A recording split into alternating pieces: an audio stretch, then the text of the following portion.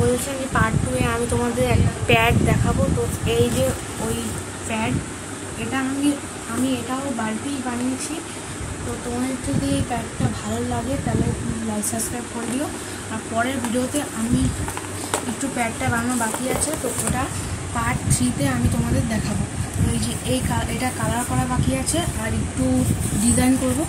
তো তোমাদের যদি এটা ভালো লাগে প্লিজ লাইক সাবস্ক্রাইব করে দিও। আর আমি পার্ট 3-তে এটা কালার করব আর একটু ডিজাইন করব। এখন তোমাদের এটা পায়ে পরে দেখাবো কেমন দেখতে। এটা পায়ে পরবো,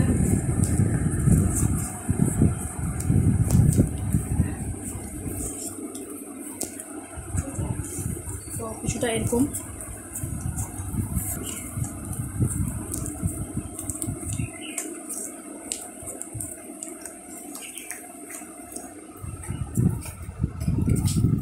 কিছুটা এরকম এটা। তো তোমার যদি এটা ভালো লাগে তাহলে